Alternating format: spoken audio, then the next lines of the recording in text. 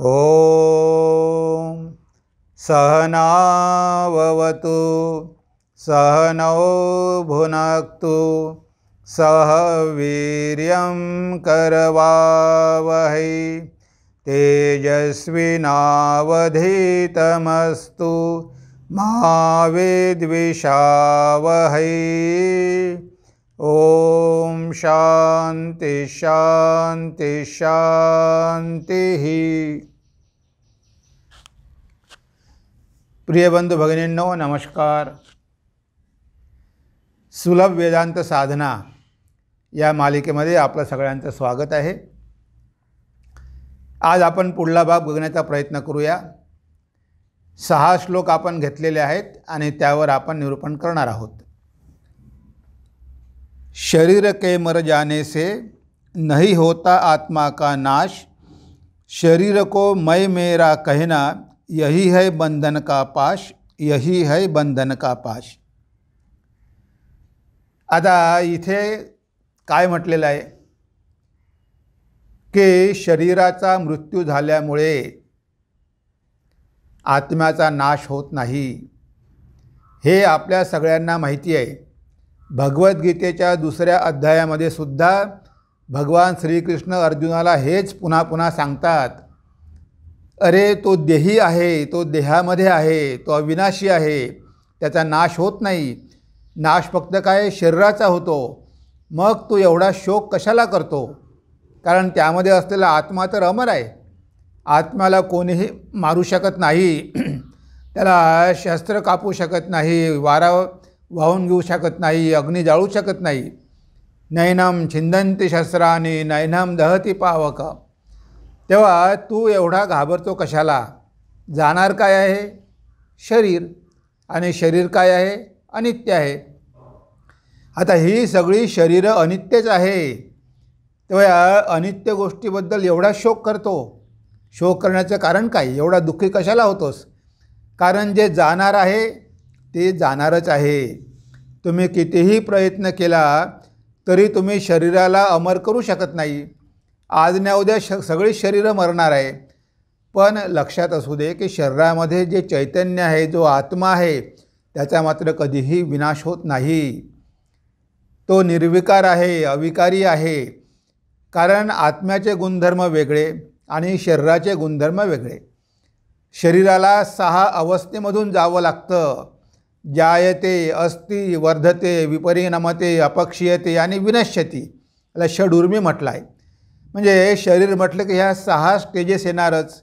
जायते, जन्माला येते, अस्ति, राहते काही वेळ, मग वर्धते, वाढायला लागते, मग काही दिवसानंतर काय होतं?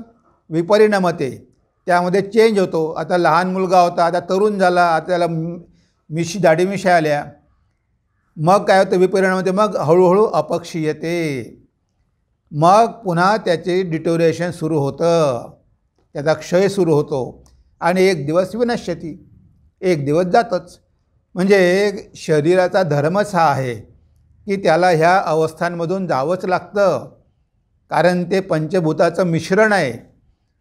पण त्यामध्ये जे चैतन्य आहे ते तर अविभाज्य आहे, ते अखंड आहे, त्यामुळे त्याला काहीही होत नाही, तो आहे तसाच राहतो। शरीराच्या बदलामुळे आत्म्यामध्ये बदल होत नाही। म्हणून म्हटलं आहे, शरीर के मर जाने से नहीं होता आत्मा का नाश, शरीर को मैं मेरा कहना यही है बंधन का पाश। आता हे शरीर जे अनित्य आहे, जे मरणार आहे, त्याला मी म्हणणं हेच तर अज्ञान आहे ना। आपण याला मी का म्हणतो? कारण मी म्हणजे आपल्या डोळ्यासमोर नामरूपच येतं, पण या नामरूपाच्या मागे असलेला ईश्वर, त्याच्या मागे असलेलं चैतन्य, आणि ते चैतन्य आपणच आहोत, आपण त्यापासून वेगळे नाही, हा भाव आपल्या मनामध्ये जागृत झाला पाहिजे। जेव्हा आपण मी म्हणतो तेव्हा आपल्या मनामध्ये अहम ब्रह्मास्मी, मी ब्रह्मच आहे, मी आत्माच आहे, असा भाव मनामध्ये जागृत झाला पाहिजे। आपण मी म्हटलं की लगेच आपल्या डोळ्यासमोर येतं शरीर। जिसे कहे तू मेरा मेरा वह शरीर नहीं है तेरा। पंचभूत से देह बनी माया का खेल है सारा. ज्याला तो मी म्हणतो, माझं माझं म्हणतो, ते तुझं नाही आहे. हे शरीर पण तुझं नाही. हा सगळा मायेचा खेळ आहे. ही सगळी पंचभूताची सृष्टी आहे. तेव्हा तू यापासून वेगळाच आहे. पण आपण काय होतो, ह्या शरीराशी आयडेंटिफाईड होतो, एकात्म होतो, ह्या शरीराशी देहबुद्धी करतो आणि मी आत्माच आहे म्हणजे आत्म्याचा आरोप आपण या देहावर करतो. मी आत्मा आहे पण आपण काय म्हणतो, मी देह आहे. आता ही देहात्मबुद्धी झाली, म्हणजे देहाला आत्मा म्हणायचं. हे आहे अज्ञान आणि यामुळेच आपण या मायेच्या बंधनात पडतो. हे अज्ञान आपण दूर केलं पाहिजे. विवेक चूडामणीमध्ये शंकराचार्य काय म्हणतात बघा, न जायते नो म्रियते न वर्धते न क्षीयते नो विकरोति नित्यः विलयो मानेपि वपुष्य मुष्मिन न लियते कुंभ इवांबरम स्वयं. इथे सुंदर उदाहरण शंकराचार्याने दिलेलं आहे की काय होते, न जायते त्याचा जन्म होत नाही, न म्रियते तो मरत नाही, न वर्धते तो वाढतही नाही, न क्षीयते त्याचा क्षयसुद्धा होत नाही आणि न विकरोति नित्य त्याच्यामध्ये कोणता विकार पण निर्माण होत नाही. आणि तो कसा आहे, नित्य आहे, नेहमी राहणारा, जसाच्या तसाच, काहीही बदल त्यामध्ये होत नाही. विल्यमानेपि वपुष्य मुष्मिन न लियते कुंभ इवांबर स्वयं. आता तुम्ही जर समजा घडा ठेवला आणि त्या घड्यामध्ये पाणी भरलेलं आहे, त्या पाण्यामध्ये काय होतं, आकाशाचं प्रतिबिंब पडतं. त्या पाण्यामध्ये तुम्हाला आकाशाचं प्रतिबिंब दिसतं. पण तो घडा जर फोडून टाकला तर नष्ट काय झालं, घडा नष्ट झाला, आकाश नष्ट झालं का? आकाश तर आहेच. हे होतं घटाकाश, म्हणजे एका घटामध्ये दिसणारं आकाश होतं. आता ते झालं महाकाश. आकाश कुठे गेलं नाही, आकाश आहेच. पण तुम्हाला त्या घटामध्ये जे आकाश दिसत होतं ते काय होतं, ते खरं आकाश नव्हतंच, ते प्रतिबिंब होतं. आता ते प्रतिबिंब नष्ट झालं म्हणून काही आकाशामध्ये फरक पडला का? शरीर नष्ट झालं पण या शरीरामध्ये असलेला आत्मा जो सर्वव्यापी आहे त्याच्यामध्ये काही फरक पडत नाही, तो आहे तसाच राहतो. असं शंकराचार्यांनी सुंदर उदाहरण दिलेलं आहे. पण आपण ह्या जड शरीराशी एक होतो म्हणून शंकराचार्य काय म्हणतात बघा, देहो अहम इति एव जडस्य बुद्धी देहच जीवे विदुषस्वहंधी विवेक विज्ञानवतो महात्मनो ब्रह्माहम इत्येव मती सदात्मनी. म्हणजे मी देह आहे, देहो हमित्येव जडस्य बुद्धी. मी देह आहे असं कोण म्हणतात, ज्याची बुद्धी जड आहे, ज्याची बुद्धी स्थूल आहे, ज्याची बुद्धी मूढ आहे, जो अज्ञानी आहे, तो म्हणतो की देहो हमित्येव जडस्य बुद्धी. म्हणजे अशा प्रकारच्या बुद्धीचे माणसंच मी देह आहे असे म्हणतात. आणि दुसरे कोण आहे, पंडित, शास्त्र वाचलेले, पुस्तकं वाचलेली, ते काय म्हणतात, देहेच जीवे विदुषः, म्हणजे त्यांना पंडित म्हटलं आहे, विदुषः तो हंधीही. तर हे पंडित लोक काय म्हणतात की देहेच जीवे, हा जीवच आत्मा आहे, म्हणजे देह आणि जीव हाच आत्मा आहे. आता हा जीव खरा आत्मा नाही आहे, हा जीवात्मा आहे, हा परमात्मा नाही आहे. आणि हा जीव कशामुळे झालेला आहे, कारण हा जीव ह्या मनाच्या बंधनामध्ये पडलेला आहे. जे शरीर मन बुद्धी यांच्याशी संयुक्त झालेला आत्मा त्याला म्हटलं आहे जीवात्मा.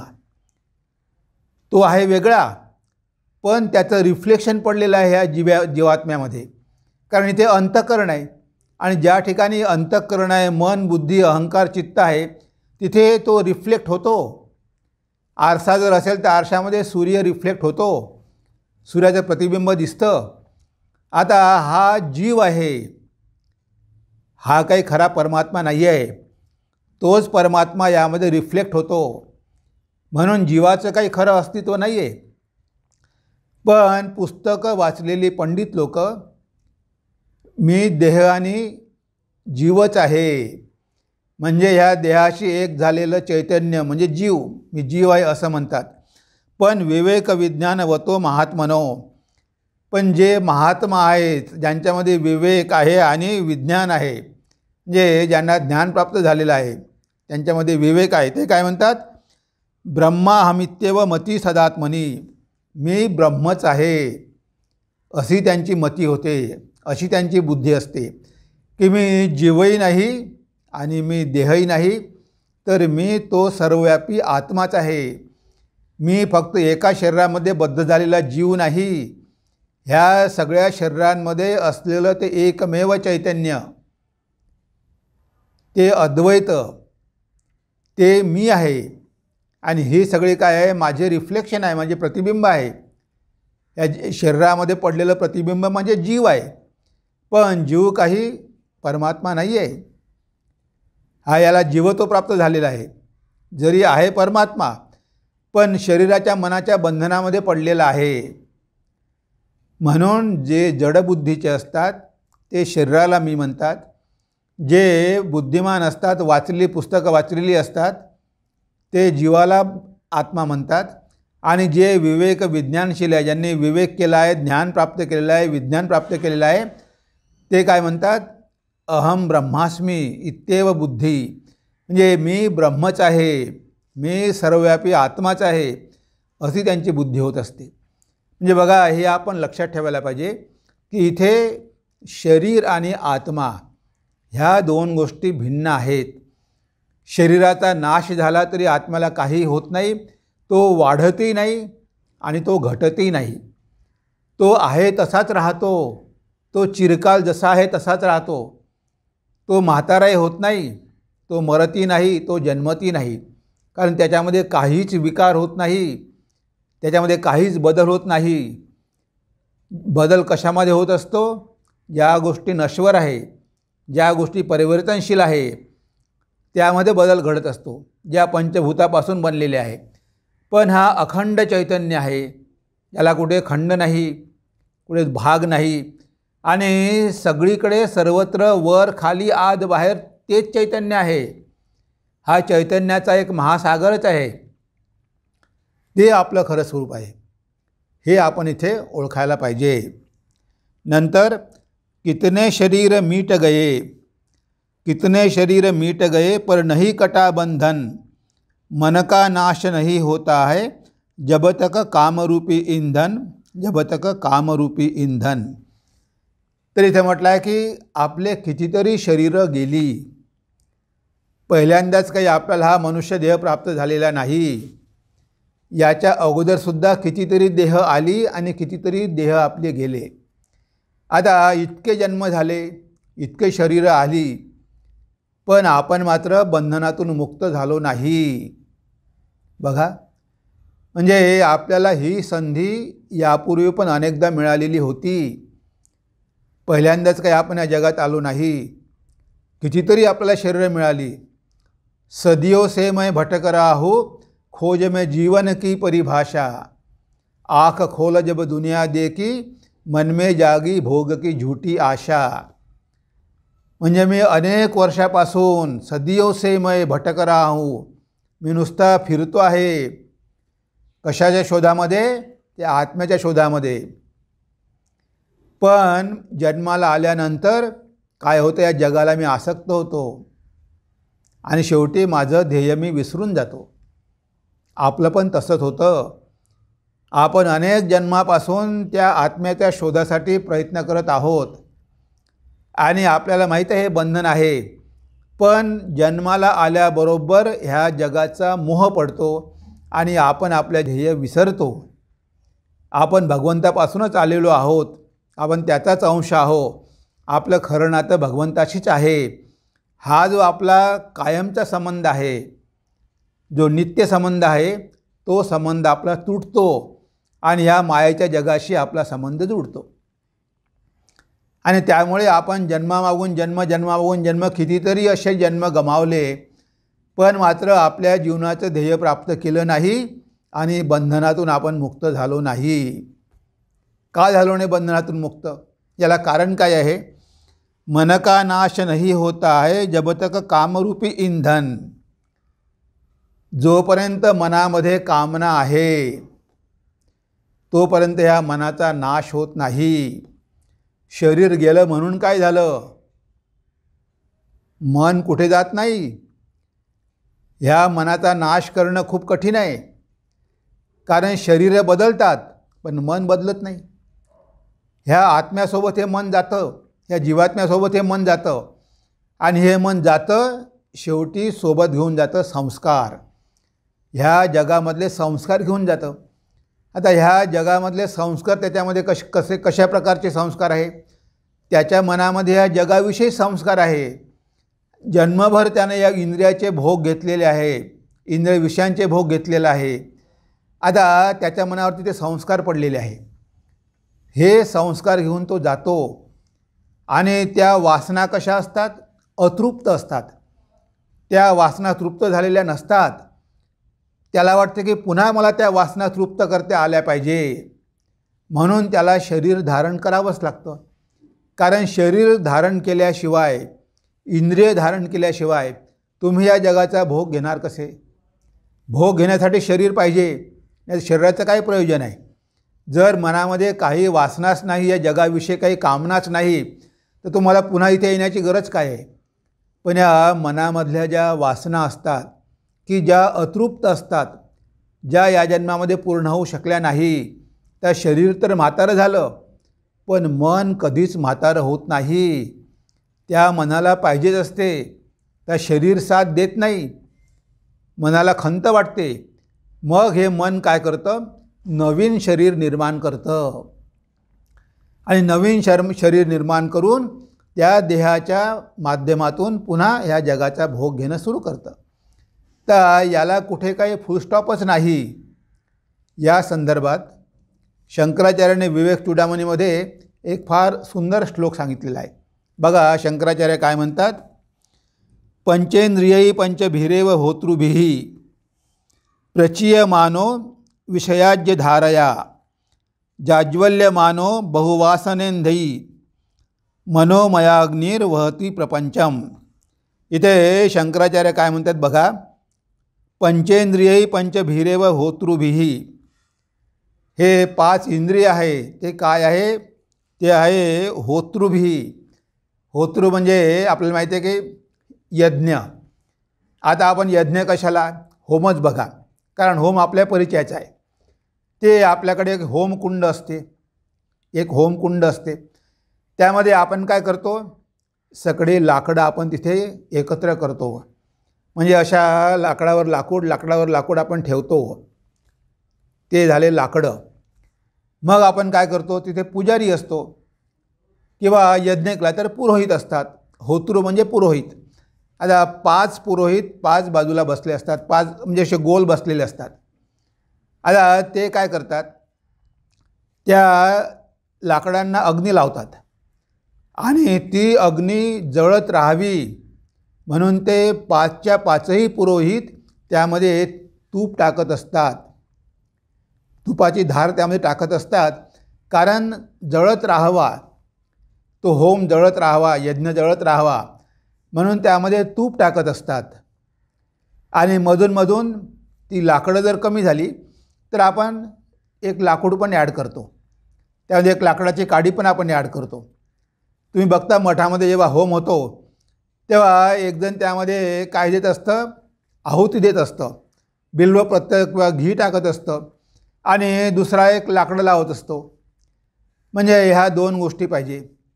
हेच उदाहरण शंकराचार्यांनी या श्लोकाद्वारे आपल्याला अगदी स्पष्ट करून सांगितलं.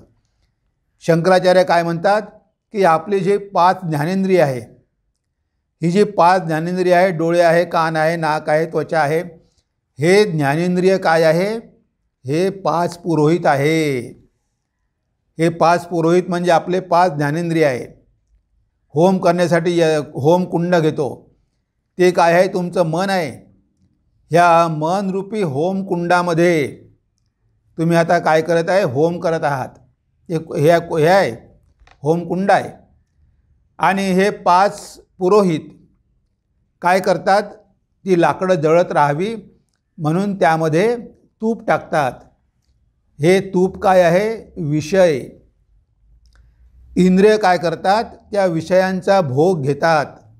शब्द, स्पर्श, रूप, रस, गंध हे आहे 5 विषय. या 5 ज्ञानेंद्रियाचे 5 विषय आहे. ते ज्ञानेंद्रिय काय आहे, पुरोहित आहे. आपले इंद्रिय काय, पुरोहित आहे. आणि हे तूप टाकतात ते काय आहे, ते इंद्रिय ह्या मनामध्ये काय टाकतात, विषयांचे भोग टाकतात. आणि ती लाकडं जी आहे, ते लाकडं काय आहे, त्या आहे मनामध्ये असलेल्या वासना. त्या वासनारूपी अग्नीमध्ये हे इंद्रियरूपी पुरोहित विषयरूपी तूप टाकत असतात. आता तो अग्नी कधी विझेल का, कधीच विझणार नाही. कुठपर्यंत, जोपर्यंत त्यामध्ये लाकडं आहे, जोपर्यंत लाकडं आहे त्यामध्ये तोपर्यंत तो अग्नी जळतच राहणार. ते लाकडं टाकणं थांबवलं पाहिजे. ते लाकडं जळून भस्म झाली पाहिजे. मग तुम्ही कितीही त्याच्यावरती तूप टाका, ते जळणार नाही. पण ती लाकडं तर संपू दिली पाहिजे. आता ती लाकडं संपत आली का पुन्हा आपण ॲड करतो लाकूड, पुन्हा दुसरं ॲड करतो. आणि त्या काय आहे, आपल्या कामना आहे. आणि जोपर्यंत त्या मनामध्ये कामना आहे तोपर्यंत हा संसाररूपी अग्नी असा जळतच राहणार आहे, भडकतच राहणार आहे. तो कधीही विझू शकत नाही. कारण मूळ कारण काय आहे, वासना. आता वासना आहे म्हणून इंद्रिय त्यामध्ये तूप टाकतात. आता मनामध्ये जर वासनाच नसल्या तर इंद्रिय आणि तूप टाकून काय उपयोग आहे, काही उपयोगच नाही. त्या मनामध्ये आता वासनाच नाही, त्याला काही नकोच आहे. मग आता इंद्रिय आतमध्ये टाकणार काय, टाकणार कुठे टाकणार. त्या मनरूपी तुमच्या याच्यामध्ये कुंभामधले किंवा यज्ञकुंड आहे, त्या यज्ञकुंडामधलं लाकूडच संपलं. आपोआप ती आग विझणार. तुम्ही राखेवर तूप टाकून काहीच उपयोग नाही. तेव्हा सगळ्या वासना आपल्याला भस्मसात करायच्या आहे. तिथे एकही वासना नको. त्या वासना भस्मसात झाल्या तेव्हा कुठे मनाचा नाश होतो. पण जोपर्यंत आपण त्यामध्ये इंधन टाकत राहतो, ही लाकडं म्हणजे काय आहे, इंधन आहे. इंधन म्हणजे काय आहे, वासना आहे. जोपर्यंत मनामध्ये आपण वासना ठेवतो तोपर्यंत हा संसाररूपी अग्नी असा जळतच राहणार. म्हणून म्हटलं आहे, कितने शरीर मीट गए पर नहीं कटा बंधन, मन का नाश नहीं होता है जब तक कामरूपी इंधन. जोपर्यंत वासनारूपी इंधन आहे त्यामध्ये तोपर्यंत मनाचा नाश होणार नाही. तेच तर मुख्य कारण आहे. मनामधल्या वासना कामनाच तर आपल्या बंधनाचं कारण आहे. त्याला मनोमय कोश म्हटलं आहे. आणि हे शरीरापेक्षा अन्नमय कोशापेक्षा सूक्ष्म आहे. त्या मनाचा नाश केल्याशिवाय तुम्हाला आत्मलाभ होऊ शकत नाही. आणि जोपर्यंत त्याच्यामध्ये कामना वासना आहे, भगवान श्री रामकृष्ण म्हणायचे की टेलिग्रामच्या तारामध्ये जर कुठे थोडी जरी काहीतरी तुटलेली असेल ती तार किंवा त्याला छिद्र पडलेलं असेल तर तुमचा संदेश पोहोचणार नाही. तुमच्या मनामध्ये जरी एक जरी कामना असेल तरी तुम्हाला आत्मज्ञान होणार नाही. म्हणून भगवंताला प्रार्थना केली पाहिजे की देवा मला कामना शून्य कर. माझ्या मनामध्ये कोणतीही कामना राहू देऊ नको. ह्या वासना कामनाच तर आपल्या बंधनाचं कारण आहे. त्याच तर मनाचा नाश होऊ देत नाही. मनामधल्या सगळ्या वासना कामना जळून भस्म झाल्या की मनच नष्ट झालं, मनाचाच नाश झाला. मग जन्म होईल कुणाचा? मनामुळे तर जन्म होतो ना. कारण हे मन आहे सूक्ष्म, शरीर आहे स्थूल. हे स्थूल शरीर गेलं तरी हे सूक्ष्म शरीर राहतं. याला सूक्ष्म शरीर म्हटलं आहे. ते सूक्ष्म शरीर संसार घेऊन जातं, पुन्हा दुसरं शरीर धारण करतं. त्यामुळे ह्या आत्म्याची काही मुक्ती होतच नाही. त्याला पुन्हा पुन्हा ह्या वासनामुळे जगामध्ये यावं लागतं.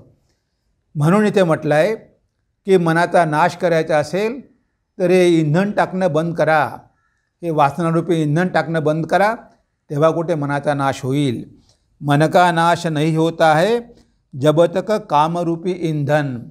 जोपर्यंत कामनारूपी इंधन तुम्ही त्यामध्ये टाकता तोपर्यंत मनाचा नाश कधीही होणार नाही. किती जन्म गेले आणि पुढे पण किती जन्म जातील.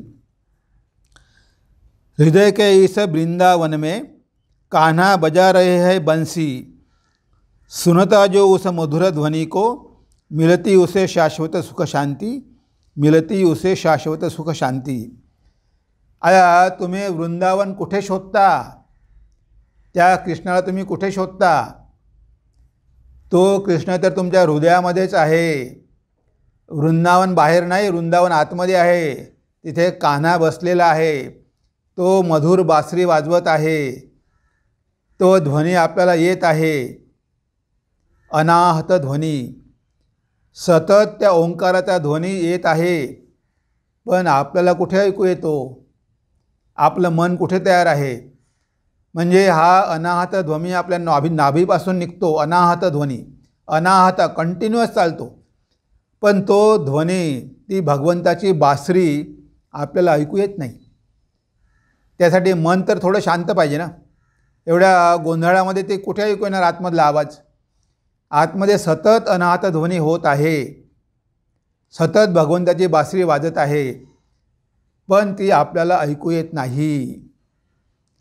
म्हणून बेंगॉलीमध्ये एक गाणं आहे, डूब डूब डूब रूपसागरे आमार मन, तलातल पाताल खुजले पायविरे प्रेम रत्नधन. बेंगॉलीमध्ये म्हणतात, खोज खोज खोज खुजले पावी हृदय माझे वृंदावन. खोज खोज खोज खुजले पावी हृदय माझे वृंदावन. अरे मना डूब दे डूब दे डूब दे, डूब डूब डूब रूपसागरे आमार मन. आपल्या हृदयामध्ये ते ज्योतिर्मय रूप आहे भगवंताचं. भगवान कृष्णाचं म्हणा, भगवान रामाचं म्हणा, भगवान रामकृष्णांचं म्हणा. त्या भगवंताचं ज्योतिर्मय रूप आहे, पण ते आतमध्ये आहे. आपल्या हृदयरूपी वृंदावनामध्ये तो कृष्ण बासरी वाजवत आहे. ते मधुर ध्वनीचा आवाज येत आहे, पण तो आवाज आपण ऐकत नाही. त्याकडे आपलं लक्ष नसतं. सुनता जो उस मधुर ध्वनि को मिलती उसे शाश्वत सुख शांती. त्या भगवंताच्या आवाजाला, आपण अंतर आवाजाला जर आपण ऐकलं, त्याप्रमाणे वागलो, मन अंतर्मुख केलं, ह्या वृंदावनामध्ये भगवंताला शोधलं, तर आपल्याला ह्या जगामध्ये शाश्वत सुख आणि शांती मिळते. जोपर्यंत आपण वृंदावन बाहेर शोधतो तोपर्यंत काही अर्थ नाही.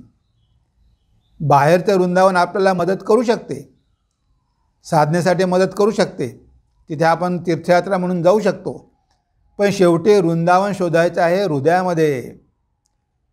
कारण this is the kingdom of heaven. Kingdom of heaven is within you. Jesus Christ म्हणाले की स्वर्गाचे राज्य कुठे आहे? तुमच्या हृदयामध्ये आहे. आपल्या आतमध्ये स्वर्गाचं राज्य आहे. आपल्या आतमध्येच वृंदावन आहे. त्या वृंदावनामध्ये कृष्ण आपल्या आतमध्येच आहे. पण जोपर्यंत आपण त्या कृष्णाला जाणत नाही, जोपर्यंत आपण डूब देत नाही, जोपर्यंत आपण त्याचा शोध घेत नाही, जोपर्यंत आपण त्याच्या बासरीचा आवाज ऐकत नाही, तोपर्यंत आपल्याला सुख आणि शांती लाभणार नाही. म्हणजे मन शांत करा, मन एकाग्र करा, एकांतामध्ये जाऊन ध्यान धारणा करा. मग बघा तो आतला आवाज तुम्हाला ऐकू येईल, ती मधुर बासरी तुम्हाला ऐकू येईल. तेव्हा कुठे तुमचं मन शांत होईल. खूप तुम्हाला काही लांब जायची गरज नाही, सगळं काही इथेच आहे.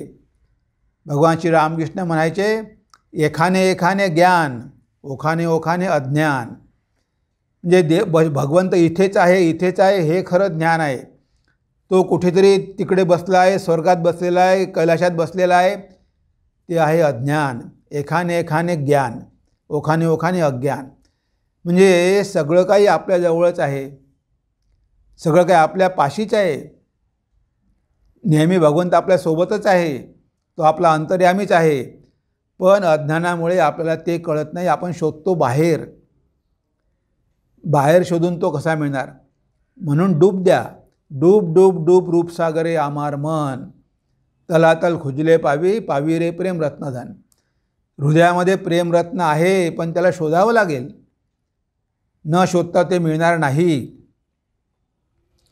नंतर हृदय बीच अमृत का सागर, फिर भी ये जीव है प्यासा, पी पी कर विषयों का विष, आई है इसको मूर्छा, आई अब इसको मूर्छा. म्हणजे हृदय बीच अमृत का सागर, फिर भी जीव है प्यासा. ह्या जीवाच्या हृदयामध्येच अमृताचा सागर आहे. पण हा जीव कसा आहे? तहानलेला आहे. आता याला तहान भागवायची आहे. तिथे अमृतरूपी रस आहे, अमृताचा सागर आहे. अरे बाबा अमृत पी, अमृत पिल्यामुळे तू अमर होशील. पण हा तहानलेलाच आहे. म्हणजे नदीमध्ये उभा आहे, नदीच्या पाण्यामध्ये उभा आहे आणि याला तहान लागलेली आहे. पण हा बघतोय समोर. अरे समोर बघू, आकाशाकडे बघून पाणी मिळणार आहे का? बघ ना, तुझ्या पायापाशीच तर पाणी आहे. तुला एवढी तहान लागलेली आहे आणि तू पाण्यामध्ये उभा आहे, ते घे जरा पाणी आणि पी. पण हा ते खाली बघत नाही, ते पाणी पित नाही. हा वर बघतो. तर वर कुठे पाणी मिळणार आहे याला? म्हणजे आपण ह्या सच्चिदानंद सागरामध्येच विराजमान आहोत. आपल्या आत बाहेर वर खाली सगळं ते अमृतच आहे. सगळा तो क्षीरसागरच आहे, तो अमृताचा सागरच आहे. आणि तरी आपली तहान भागत नाही. ही आपली अवस्था आहे. कारण आपण बाहेर बघतो. आता त्या समुद्राचं पाणी तुमच्या जवळ खाली बघा जरा, आतमध्ये बघा, समुद्र आहे. तुमच्या हृदयामध्येच तो समुद्र आहे, अमरत्व आहे. ते अमृत प्याल्यामुळे तुम्ही अमर व्हाल. पण हा जीव तसं करत नाही. हा तहानलेलाच राहतो आणि तहान भागवण्यासाठी बाहेर धावतो. बाहेर काय आहे? विषय आहे. त्या विषयाच्या मागे धावतो. आणि हे विषय म्हणजे काय आहे? विष आहे. आता हे विष प्याल्यामुळे याला काय मूर्छा येते. म्हणजे हा होश गमावून बसतो. म्हणजे हा समुद्र आतमध्ये आहे याची याला कधी जाणीवच होत नाही. तहान भागवण्यासाठी तो बाहेरच्या गोष्टीवर अवलंबून राहतो की जे अमृत त्याच्या आतमध्ये आहे, त्याच्या अगदी जवळ आहे, त्याकडे याचं लक्षच जात नाही. बघा भागवतामधली गोष्ट आहे. समुद्रमंथन झालं. आता धन्वंतरी त्यामधून बाहेर आली आणि हातामध्ये कुंभ होता. त्या कुंभामध्ये काय होतं? अमृत. आता अमृताचा कुंभ, ते अमृत प्याल्यामुळे अमर होणार. आणि भांडणं सुरू झाली. देव म्हणाले की आम्हाला पाहिजे, राक्षस म्हणाले की आम्हाला पाहिजे. कारण राक्षस आणि देवांनी दोघांनी समुद्रमंथन केलेलं होतं. त्या समुद्रमंथनामधून अमृताचा कुंभ बाहेर निघाला. आता झाली भांडणं सुरू. त्यावेळेस भगवंताने काय केलं? भगवान विष्णूने मोहिनीचं रूप धारण केलं. मोहिनी, अगदी आकर्षक स्त्री, म्हणजे मन मोहून घेणारी स्त्री, सुंदरी, असं सौंदर्यवान रूप धारण केलं.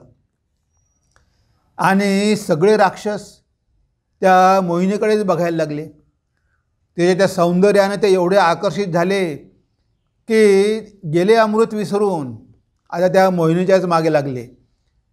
ती मोहिनी म्हणाली की ठीक आहे, आता कुंभ माझ्याजवळ आहे, मी सगळ्यांना देते, पण पहिले मी देवांना वाटते, नंतर तुम्हाला देते.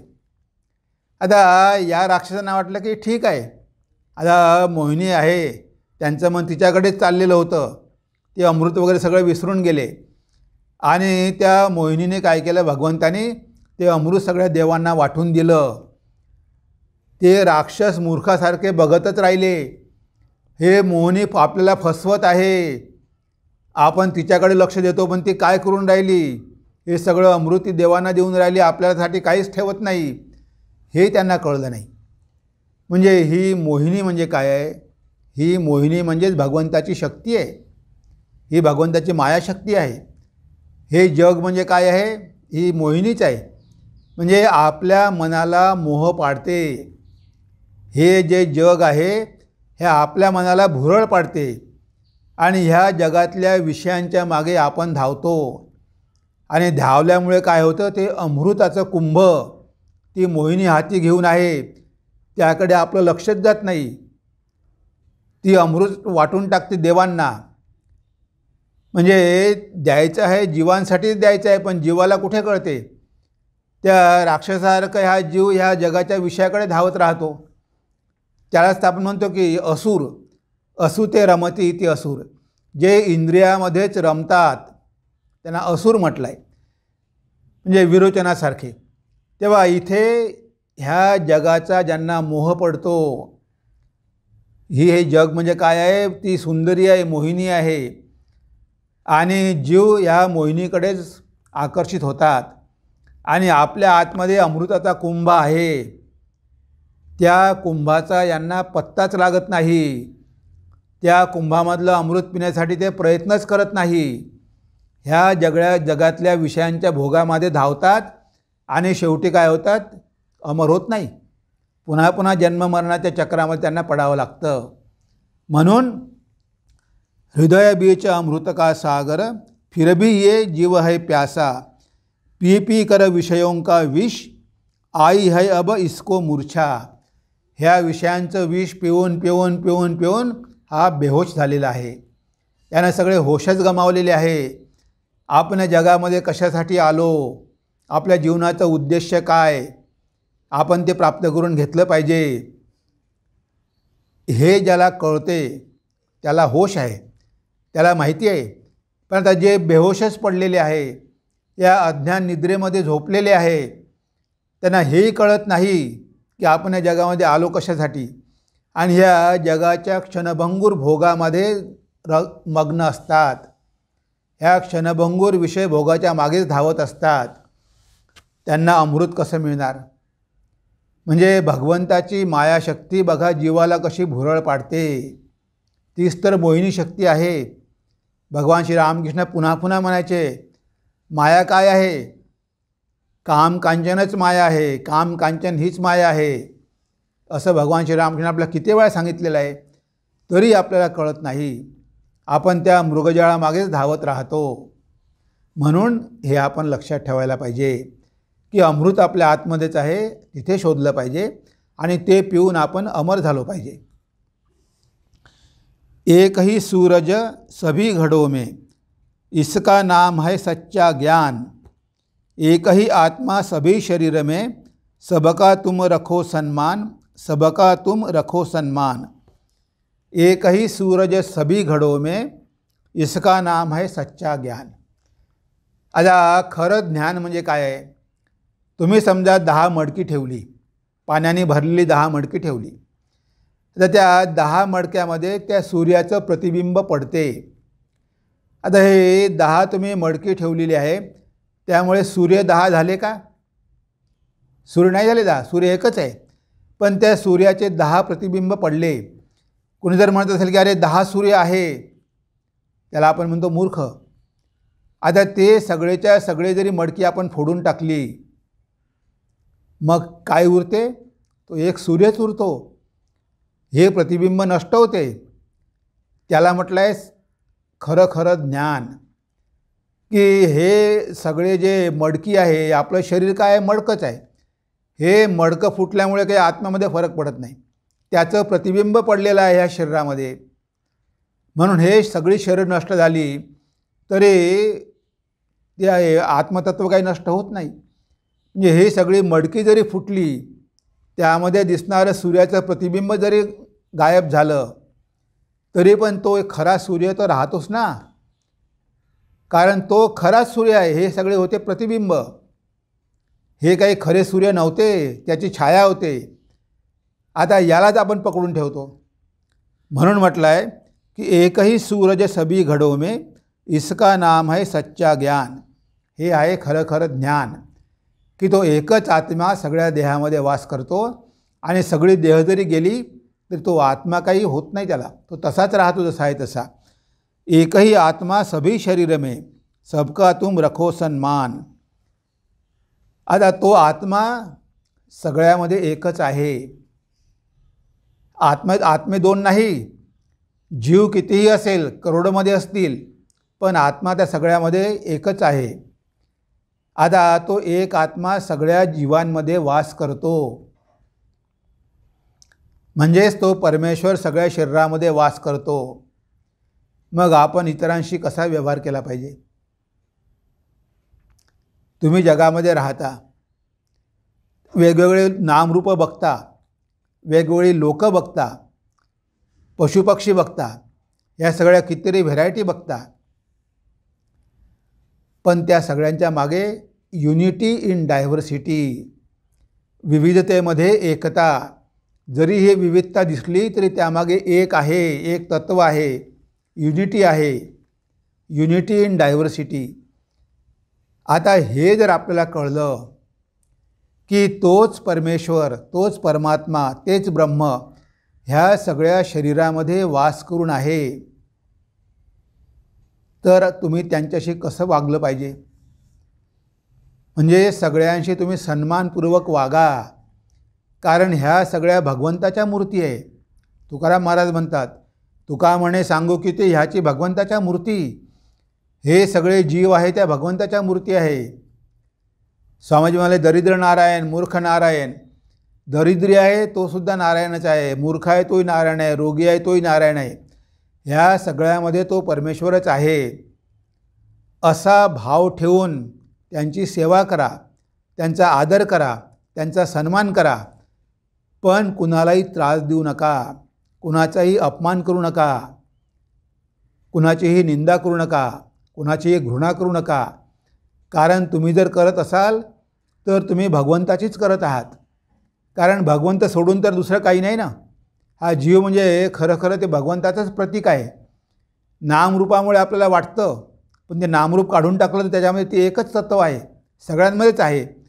म्हणून म्हटलं की सगळ्यांचा सन्मान करायला शिका. एक ही आत्मा सभी शरीर में सबका तुम रखो सन्मान. एकच तत्व सगळ्यामध्ये असल्यामुळे तुम्ही सगळ्यांचा सन्मान करायला शिका.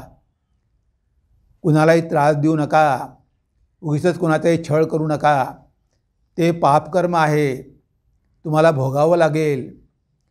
म्हणून हे तत्व आपल्या मनावर आपल्याला बिंबवायचं आहे की सगळ्यामध्ये भगवंत आहे. त्यामुळे आपण कसा इतरांशी व्यवहार केला पाहिजे. छळ करणं आणि त्रास देणं म्हणजे भगवंताला त्रास दिल्यासारखं आहे. त्यामुळे आपल्याला शेवटी कर्माची फळ भोगावी लागणार आहे. आणि आपलं शेवटलं कडवं आहे, हठयोग और प्राणायाम से बढ़ता देहबुद्धि का ज्ञान, शरीर से जब तक है प्रीति तब तक नहीं मुक्ति का नाम, तब तक नहीं मुक्ति का नाम. हठयोग और प्राणायाम से बढ़ता देहबुद्धि का ज्ञान. आता हठयोग आणि प्राणायाम, आज आपल्याला माहिती आहे की योग खूप प्रसिद्ध झाला आहे. तर योग म्हणजे काय? योग नाही, योगा आहे, योगासना आहे, व्यायाम आहे. आणि एवढे लोक योगासना करतात, एवढे लोक प्राणायाम करतात, पण त्यांचा उद्देश काय आहे आपण हे लक्षात घेतलं पाहिजे. आता तुम्ही शरीर चांगलं ठेवण्यासाठी व्यायाम करा, त्याला काही हरकत नाही. तुम्ही योगासनं करा, प्राणायाम करा, शरीर तुमचं चांगलं ठेवण्यासाठी. पण शरीराचा उपयोग काय? आता तुम्ही शरीर सुदृढ ठेवता, निरोगी ठेवता, तुम्हाला दीर्घ आयुष्य पाहिजे, पण हे सगळं तुम्हाला कशासाठी पाहिजे? ह्या जगाचा भोग घेण्यासाठी. त्याला काही अर्थ नाही. हे शरीर एक माध्यम आहे, शरीर माध्यम खलु धर्म साधनम. म्हणजे साधना करण्यासाठी एक माध्यम आहे. तुम्हाला या शरीराद्वारे साधना करता यावी, तुम्हाला भगवंताचं दर्शन प्राप्त व्हावं, तुम्हाला आत्मसाक्षात्कार व्हावा, त्यासाठी शरीर एक माध्यम आहे. पण तुम्ही त्यासाठी उपयोग करत नाही. ह्या शरीराला तुम्ही चांगलं ठेवता कारण तुम्हाला या जगातले विषयांचे भोग घ्यायचे आहे म्हणून. त्यामुळे काय होणार आहे? तुमची शरीरावरची आसक्ती वाढणार आहे, आसक्ती कमी होणार नाही. म्हणजे तुम्ही एवढी शरीराची काळजी घेता, एवढं पॅम्पर करता, पण तुमचा उद्देश काही ईश्वर लाभ नाही आहे. ईश्वर लाभासाठी तुम्ही करत असाल तर ठीक आहे, तो योग खरा योग आहे, मनोयोग आहे. तो आपलं शरीर चांगलं राहावं, कारण या शरीराद्वारे आपल्याला ईश्वरलाभ करून घ्यायचा आहे. त्यामुळे आपलं शरीर आरोग्य चांगलं पाहिजे. ध्यान कसं करणार, जप कसं करणार, त्यासाठी शरीर चांगलं ठेवलं पाहिजे ही गोष्ट वेगळी. पण ह्या जगातल्या विषयांचे मला चांगले भोग घेता आले पाहिजे, ह्या जगामधले मला खूप पैसे कमावता आले पाहिजे, म्हणजे ह्या जर गोष्टीसाठी तुम्ही शरीर चांगलं ठेवत असाल तर तुमची शरीरावरची आसक्ती अजून वाढेल, कमी होणार नाही. आपल्याला तर आसक्ती कमी करायची आहे. भगवान श्री रामकृष्णांनी योगासना करू दिले नाही. स्वामी योगानंदजी महाराज एका हठयोगाजवळ गेले आणि ते हठयोगामधून आसना शिकायला लागले.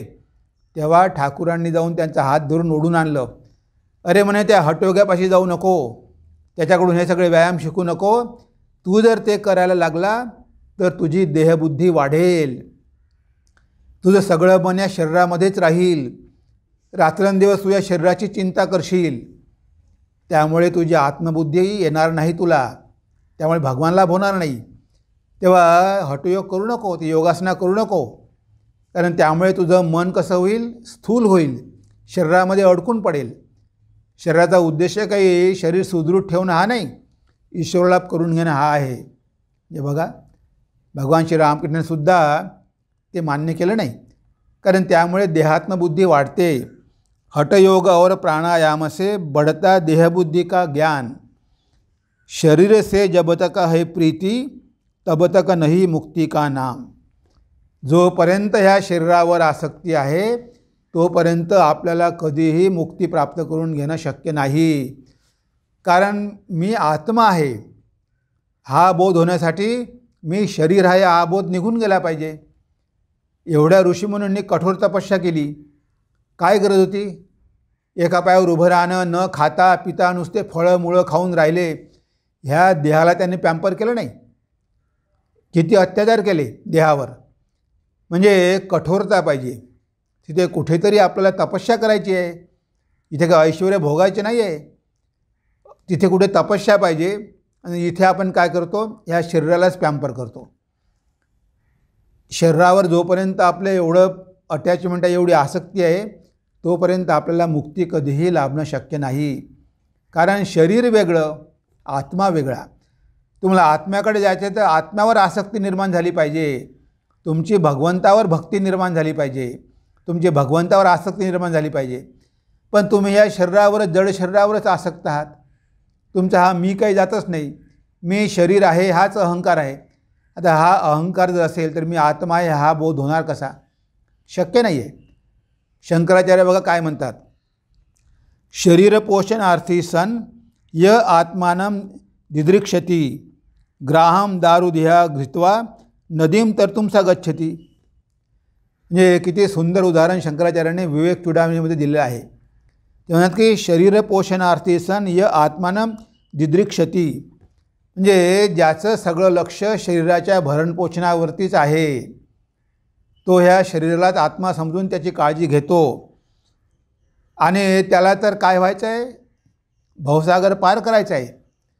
आता ही भवनदी तुम्हाला पार करायची आहे, पण तुम्ही मात्र धरून ठेवला आहे शरीराला. म्हणजे या माणसाला मुक्ती पाहिजे, हा मुक्ती म्हणून तुम्हाला मुक्ती पाहिजे, पण याची आसक्ती कशावर आहे? शरीरावर आहे.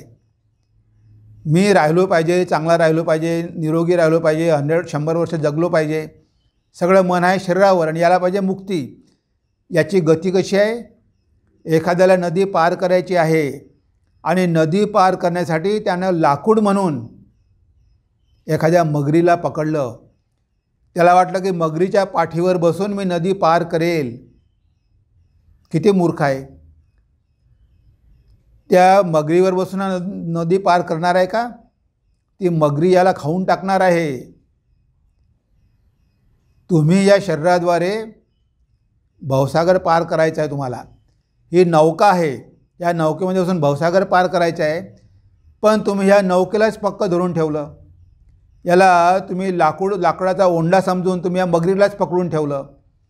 आता ह्या शरीरालाच तुम्ही पकडून ठेवलं तर तुम्ही नदी पार कशी करणार? ही नाव आहे, ही सोडून द्यायची आहे. नदी पार झाली की सोडून द्यायची आहे. तुम्ही नदी पार झाले पण नाव सुटत नाही, याच्यावर आसक्तच आहे. नाही मला नाव पाहिजेच. मग या पुन्हा परत. पार जाणार कसे?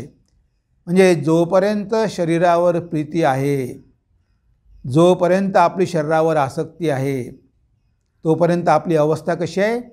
ह्या मूर्ख माणसासारखी, की तो मगरीवर बसतो आणि नदी पार करण्याचा प्रयत्न करतो. तो कधीही नदी पार करू शकणार नाही, तो पैरतीरी जाऊ शकणार नाही, कारण त्याचं माध्यमच चुकीचं आहे. तो लाकूड समजून त्या मगरीला धरलं त्यांनी. आता आत्मा समजून शरीराला धरलं की शरीरच आत्मा आहे, आणि या देहबोध वाढवला आणि त्याला तर आत्मबोध पाहिजे, मुक्ती पाहिजे. कधीही शक्य नाही. म्हणून ज्याला आत्मज्ञान प्राप्त करायचं आहे, ज्याला भवसागर पार करायचा आहे, त्यानं ह्या शरीरावरची आसक्ती जेवढी होईल तेवढी कमी केली पाहिजे. या शरीराला विसरण्याचा प्रयत्न केला पाहिजे. भगवान श्री रामकृष्णांना गळ्याचा कॅन्सर झाला होता, तरी त्यांच्या मनामध्ये देहबोध नव्हताच. ते म्हणाले की मी आईला म्हणू शकत नाही की आई मला बरं करून दे. जे मन मी भगवंताला दिलं ते मी शरीरावर कसं काय आणणार? म्हणजे हे लोक शरीरामध्ये होते, पण शरीरावर कधीही आसक्त नव्हते. त्यांनी एक विशिष्ट काम करण्यासाठी शरीर धारण केलेलं होतं. ते काम संपल्यावर त्यांनी शरीराचा त्याग केला. ज्ञानेश्वर महाराज 22 वर्षामध्ये शरीर सोडून दिलं. स्वामी विवेकानंद 39 वर्षामध्ये शरीर सोडलं. शंकराचार्य 32 वर्षामध्ये शरीर सोडून दिलं. म्हणजे हे लोक शरीरावर कधीही आसक्त नव्हते, कारण ते शक्यच नाही. शरीरावरची आसक्ती आणि मुक्ती ह्या दोन गोष्टी एकत्र कधी येऊ शकत नाही. त्या मूर्खासारखं होईल की मगरीवर बसून नदी पार करायची, ते कदापि शक्य नाही. म्हणून आपण हे लक्षात ठेवलं पाहिजे की आपल्याला जर आत्मज्ञान पाहिजे, आत्मसाक्षात्कार पाहिजे, आत्मबोध पाहिजे, तर या देहबोध कमी झाला पाहिजे. देहात्मबुद्धी आपण कमी केली पाहिजे. जेवढी आपली देहावरची प्रीती कमी होईल तेवढी आपली आध्यात्मिक जीवनामध्ये प्रगती होईल. कारण हे देहच तर बंधनाचं कारण आहे. याच्यावरची आसक्ती तर आपल्या बंधनाचं कारण आहे. ती आसक्ती आपली हळूहळू पूर्णपणे सुटली पाहिजे. भगवंताचं ध्यान करताना, स्मरण करताना, चिंतन करताना, जप करण्याचा आपण शरीराला पूर्णपणे विसरून गेलो पाहिजे. तोपर्यंत आपण मुक्ती प्राप्त करून घेऊ शकणार नाही. तेव्हा आज आपण आपल्या चिंतनाला इथे विराम देऊया. त्यापूर्वी पंडित संजीव अभ्यंकर यांच्या आवाजामध्ये ही 6 कडवी आपण एकदा ऐकून घेऊ आणि आजच्या चिंतनाला आपण इथे विराम देऊ. तेव्हा ऐकूया.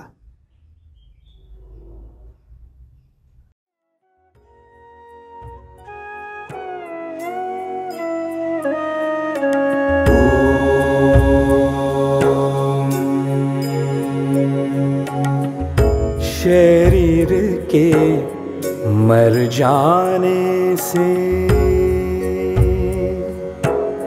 नहीं होता आत्मा का नाश। शरीर के मर जाने से नहीं होता आत्मा का नाश। शरीर को मैं मेरा कहना, शरीर को मैं मेरा कहना, यही है बंधन का पाश।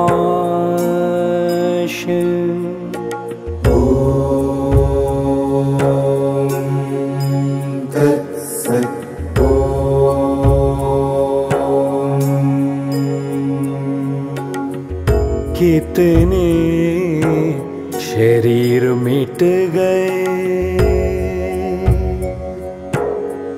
पर नहीं कटा बंधन। कितने शरीर मिट गए पर नहीं कटा बंधन। मन का नाश नहीं होता है, मन का नाश नहीं होता है जब तक काम रूपी ईंधन।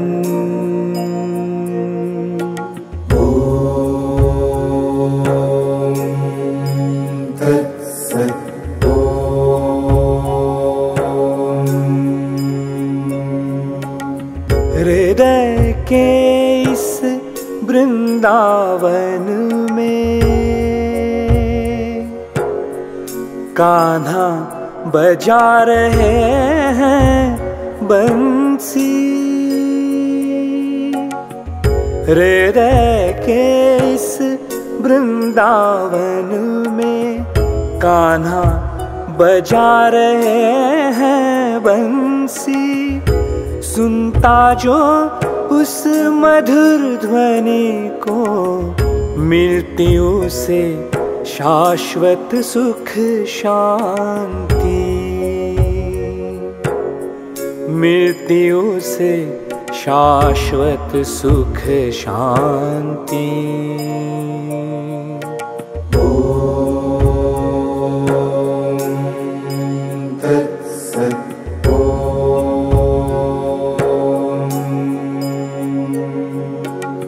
हृदय बीच अमृत का सागर,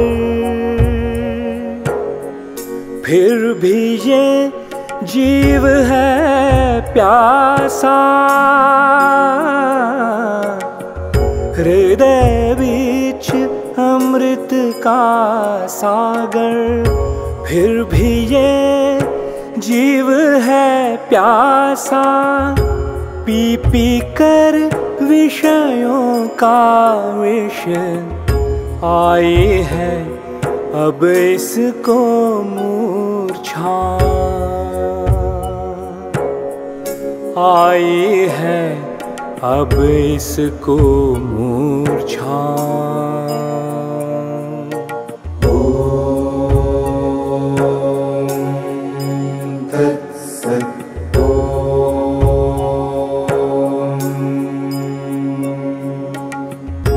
एक ही सूरज सभी घड़ों में,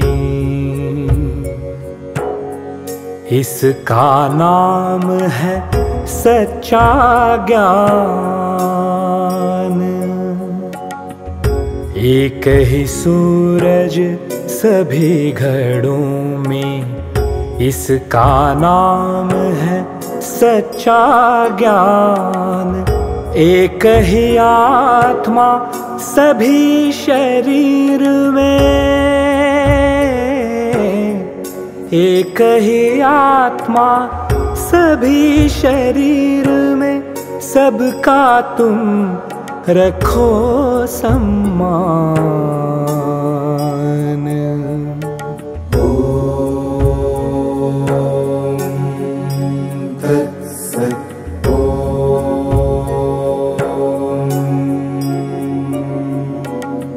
हठ योग और प्राणायाम से बढ़ता देह बुद्धि का ज्ञान। हठ योग और प्राणायाम से बढ़ता देह बुद्धि का ज्ञान। शरीर से जब तक है प्रीति, शरीर से जब तक है प्रीति, तब तक नहीं मुक्ति का नाम।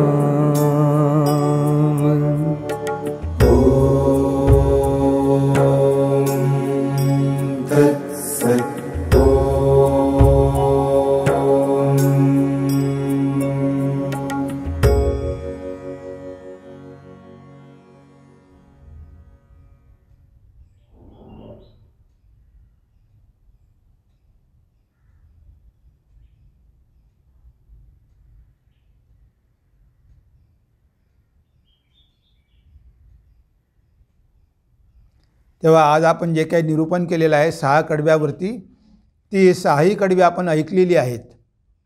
ऐकल्यामुळे पुन्हा काय झालं, रिव्हिजन झाली तुमची. जे ऐकलं ते पुन्हा एकदा तुम्हाला ऐकायला मिळालं. तेव्हा आज आपण आपल्या चिंतनाला इथे विराम देऊ. पुढच्या वेळेस आपण जेव्हा भेटू तेव्हा पुढची काही महत्त्वाची कडवी घेऊन आपण त्यावर चिंतन करू. नमस्कार, धन्यवाद. ओम सर्वे भवन्तु सुखिनः, सर्वे सन्तु निरामया, सर्वे भद्राणि पश्यन्तु, मा कश्चित् दुःखभाग् भवेत्, मा कश्चित् दुःखभाग् भवेत्. ओम शांति शांति शांति. हरि ओम तत्सत्. श्री रामकृष्णार्पणमस्तु.